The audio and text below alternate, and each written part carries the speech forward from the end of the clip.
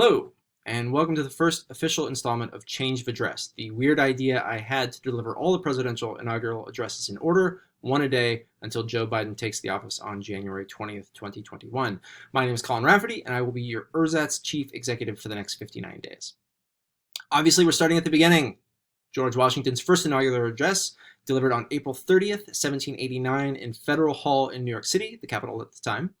If you visited Wall Street, you might have noticed the building next to the stock exchange with a big statue out front. That's the site where Washington took the oath. Not the building, we tore that down, also the building that replaced it. But the third building is still there, and you can even see the spot where Washington took the oath because they cut it out and saved it.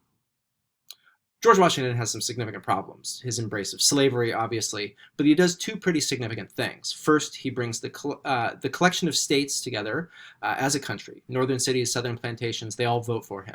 And second, and this is not insignificant, he gives up power. Nothing prevents him from a third term, but he steps down. He establishes a precedent by going home. And if you think giving up power is easy, well, you know. Anyway, by the time Washington becomes the very first president, he has a single tooth left. He's got his famous false teeth, of course, not made out of wood, but out of metal and ivory, and teeth from other human beings, including some purchased from his slaves, which is just mind-boggling. And part of the essay I wrote on George Washington in my upcoming book, Execute the Office, deals with that. But he's very quiet in delivering his inaugural address, so quiet that people have to lean forward to listen. In a way, he's not only America's first president, he's America's first ASMRtist. Okay, let's do this. Let me get ready here. Like George Washington, I too am a tall white man who gets a lot of credit for being a tall white man, so I figure I'll go ahead and inhabit him a little bit. Okay. Fellow citizens of the Senate and the House of Representatives, among the vicissitudes incident to life, no event could have filled me with greater anxieties than that of which the notification was transmitted by your order, and received on the 14th day of the present month. On the one hand, I was summoned by my country, whose voice I can never hear but with veneration and love, from a retreat which I had chosen with the fondest predilection, and in my flattering hopes with an immutable decision, as the asylum of my declining years, a retreat which was rendered every day more necessary, as well as more dear to me, by the addition of habit to inclination, and of frequent interruptions in my health to the gradual waste committed on it by time. On the other hand, the magnitude and difficulty of the trust to which the voice of my country called me being sufficient to awaken in the wisest and most experienced of her citizens a distrustful scrutiny into his qualifications, could not but overwhelm with despondence one who, inheriting inferior endowments from nature and unpracticed in the duties of civil administration, ought to be peculiarly conscious of his own deficiencies.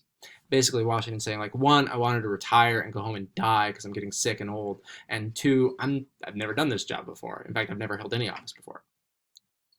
In this conflict of emotions, all I dare aver is that it has been my faithful study to collect my duty from a just appreciation of every circumstance by which it might be affected. All I dare hope is that, if in executing this task I have been too much swayed by a grateful remembrance of former instances, or by an affectionate sensibility to this transcendent proof of the confidence of my fellow citizens, and have thence too little consulted my incapacity as well as disinclination for the weighty and untried cares before me, my error will be palliated by the motives which misled me, and its consequences shall be judged by my country, with some share of the partiality in which they originated. Such being the impressions under which I have, in obedience to the public summons, repaired to the present station, it would be peculiarly improper to omit in this first official act my fervent supplications to that Almighty Being who rules over the universe, who presides in the councils of nation, and whose providential aids can supply every human defect, that his benediction may consecrate to the liberties and happiness of the people of the United States a government instituted by themselves for these essential purposes, and may enable every instrument employed in its administration to execute with success the functions allotted to his charge. In tendering this homage to the great author of every public and private good, I assure myself that it expresses your sentiments not less than my own, nor those of my fellow citizens at large less than either. No people can be bound to acknowledge and adore the invisible hand, which conducts the affairs of men more than the people of the United States. Every step by which they have advanced the character of an independent nation seemed to have been distinguished by some token of providential agency. You can see this whole, like, we're chosen by God thing showing up from the very beginning.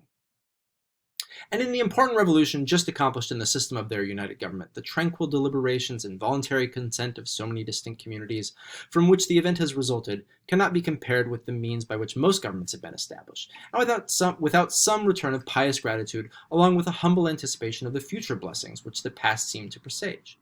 These reflections, arising out of the present crisis, have forced themselves too strongly on my mind to be suppressed. You will join with me, I trust, in thinking that there are none under the influence of which the proceedings of a new and free government can more auspiciously commence. By the article establishing the executive department, it is made the duty of the President to recommend to your consideration such measures as he shall judge necessary and expedient. The circumstances under which I now meet you will acquit me from entering into that subject, farther than to refer to the great constitutional charter under which you are assembled, and which, in defining your powers, designates the objects to which your attention is to be given.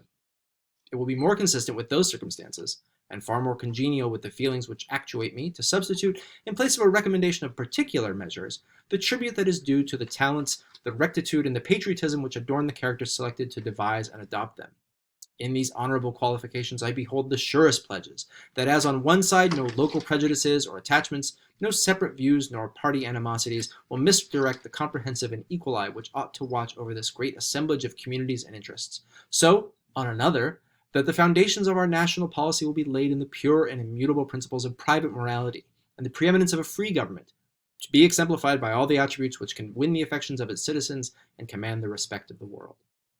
I dwell on this prospect with every satisfaction which an ardent love for my country can inspire, since there is no truth more thoroughly established than there exists in the economy and course of nature an indissoluble union between virtue and happiness, between duty and advantage, between the genuine maxims of an honest and magnanimous policy and the solid rewards of public prosperity and felicity.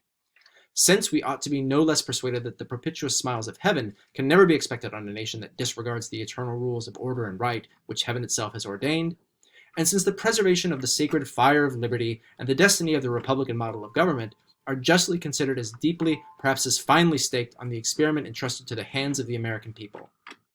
Beside the ordinary objects submitted to your care, it will remain with your judgment to decide how far an exercise of occasional power delegated by the 5th article of the Constitution is rendered expedient at the present juncture by the nature of objections which have been urged against the system, or by the degree of inquietude which has given birth to them.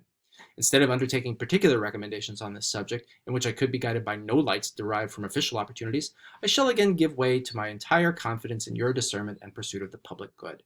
For I assure myself that whilst you carefully avoid every alteration which might endanger the benefits of a united and effective government, or which ought to await the future lessons of experience, a reverence for the characteristic rights of freemen and a regard for the public harmony will sufficiently influence your deliberations on the question how far the former can be more impregnably fortified, or the latter be safely and advantageously promoted.